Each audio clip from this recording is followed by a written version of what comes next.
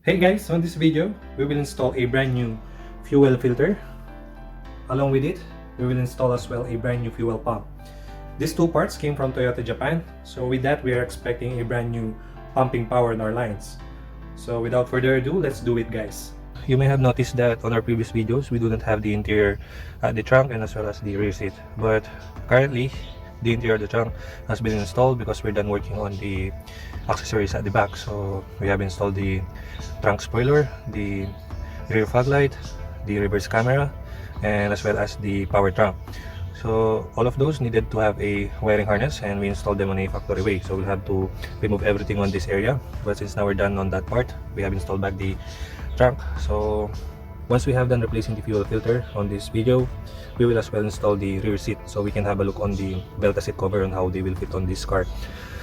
So this is the cover of the fuel pump. To gain access to it, we'll have to remove this one. So I guess we can now start working.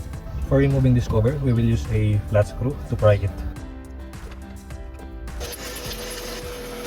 Once you're done cleaning, we'll take out this connector for the fuel pump. Start the engine until it runs out of fuel to depressurize the fuel line. Open the gas cap to raise the pressure in the tank. Remove the negative on the battery. Remove the hoses and the fuel line.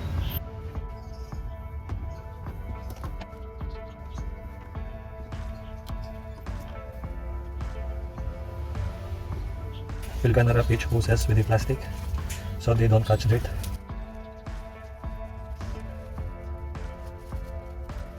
For removing the retainer, you'll need a chisel and chisel out the teeth of the retainer. So you'll have to tap for about 3 times on this one and move on the next one and go all the way around. But in my case, I don't have a flat chisel, so I'll be using this bolt and tap on the teeth of the retainer using a rubber mallet. Actually, I already loosened the retainer because if you'll start working on this one, it will take a lot of time. It feels like it is not moving at all, but it really is. Put a cloth on top of the fuel hole so the fuel will not come out when you're tapping on the retainer.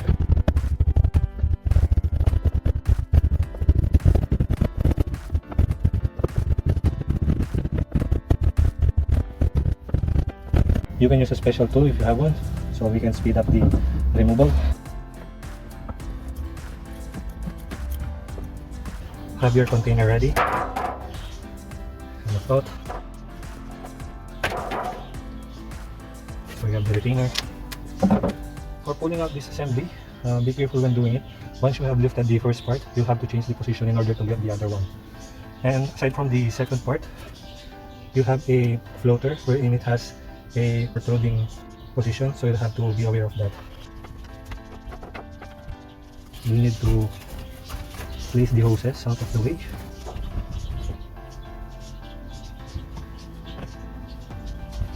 I'll try to drain the second part because it has fuel on it. Alright, yeah. Looks like that's the best that I can do to drain this thing. So it should come out smoothly. Then after that, you'll have to watch for the floater. So there you go. As you can see, it has a fuel on it. So we will try to put this fuel back on the tank. Just like that. So there you go. So this is the O-ring. Let's check if it is still usable. Looks like it is. So we will reuse this one. So we will need to cover this thing with a plastic to avoid the dirt getting inside. Let's get what we still need on this assembly. So we are working on top of the engine because we're hiding on the wind. It's a windy day. The first thing that we will do is try to get the wirings. So pull out the connectors. Just like that. And then for the floater, let me move it a bit closer. So we have to pry this and then push it upwards, just like that, so it will come out easily. Then next, we'll remove this one. So just pry it a little bit, just like that. We'll try to get the housing of the fuel pump. So by the retainers of it. So it should come out easily just like that. So in here you will see the fuel strainer. As you can see, it has dirt on it. So it's a good time to replace this thing. So in here what we will be needing is the regulator and as well as this retainer. And then we'll try to get the regulator. Once you have removed this, expect some fuel that will come out.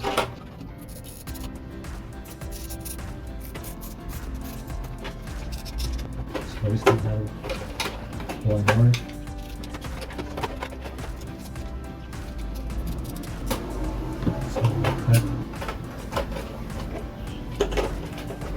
So here is the fuel pump. So we can now remove this connector.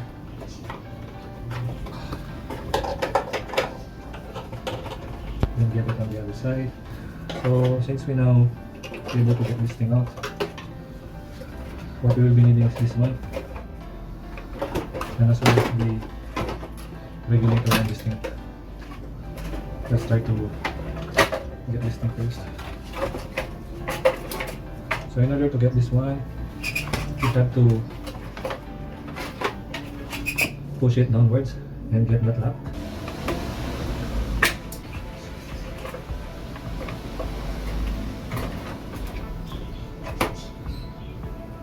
So we can clean this thing. Let's get the regulator.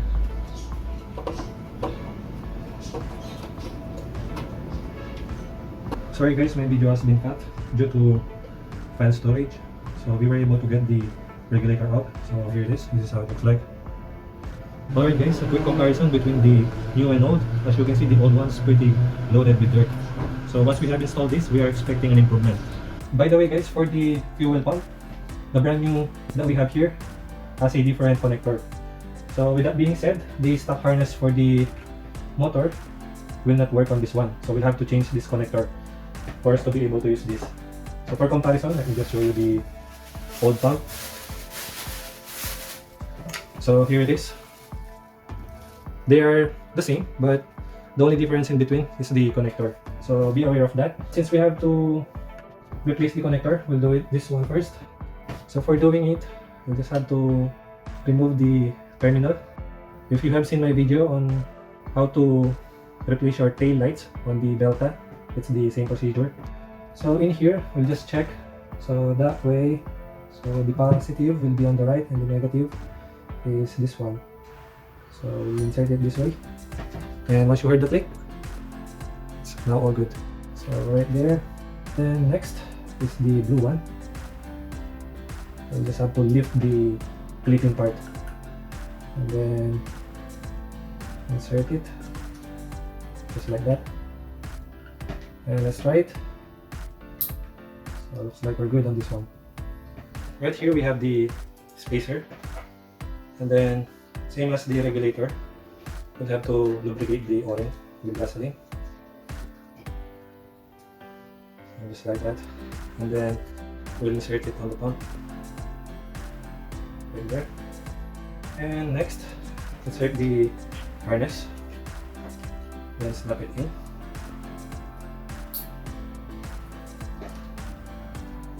Then next, we'll have to push it. So wait for the clip to snap.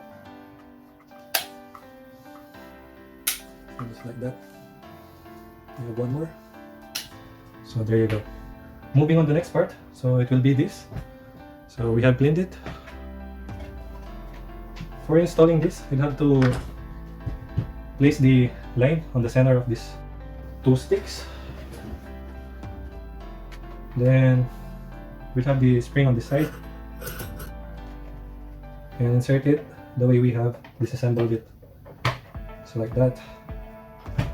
And then prepare the lock for the stick. So here it is. So there you go. Let's place the filter inside.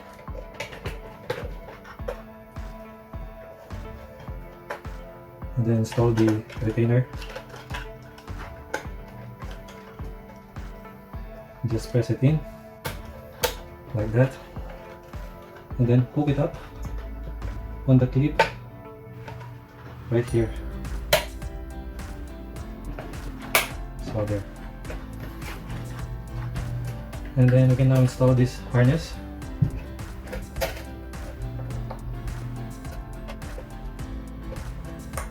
Right there. For the hose, we'll have to clip it first right here. Like that, and then insert this blue part on this tube right there. Our next part is the floater. So for installing this, you have to place it that way and then push it downwards right there. So it's already installed, and then you just have to plug this connector in. Before installing back the fuel pump assembly, guys, let me just show you the gasket of the fuel tank. So this is the current one. We actually have seen it when we removed this one, that it is still fit. However, I noticed that there's a difference in shape. So as you can tell, it's no longer round. This is a brand new one, original Toyota. So if you have a closer look on it, they are no longer similar. So this one has been flattened. So with that, we will replace this already. We will use the brand new one so we can get a tight seal. We will now install it back, and we will install it the way we have removed it. So before removing it, remembering the position of it is a must. So we'll now take out the plastic, and we will wipe the lip with the microfiber towel. So this is where the gasket will be sitting. Make sure it is clean, and this is our brand new o-ring. Make sure it is inserted well, everything is balanced, and we'll proceed on the assembly. So first we will insert the floater, followed by this part. So it should be inserted without any issue. Then after that, we'll just have to change the position of it. So right there, and then we'll have to push it downwards. So just like that. Move the hoses out of the way.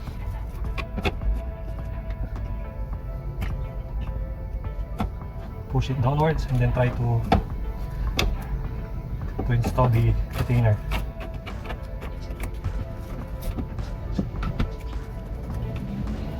Apply pressure on the assembly so you can tighten the retainer well.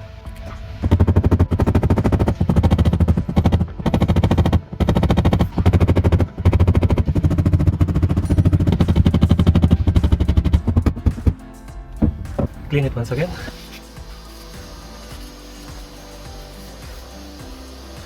Alright, we will now install the hoses and the fuel line. Slide in like that, right there. And then for this one, we will lift the clamp, insert it all the way through, and release the clamp. So for the fuel line, so we will wipe it first with a towel, then prepare the tip.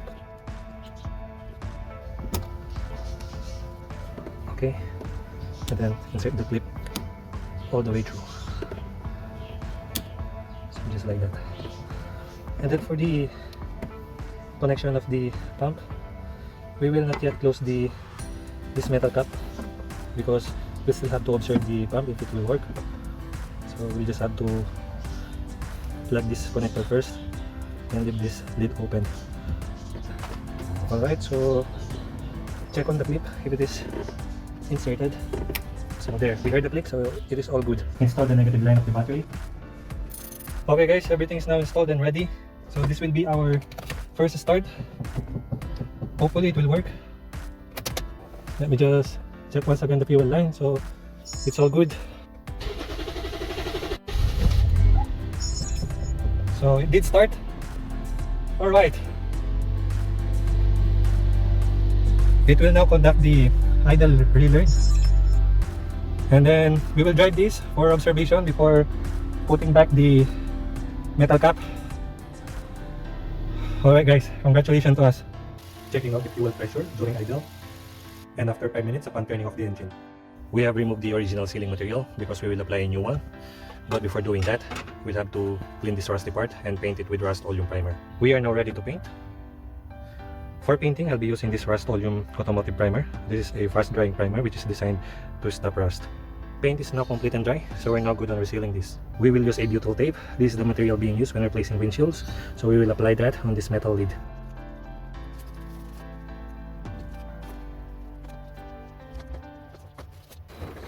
Alright guys, the butyl tape is now ready, so we will now close the lid.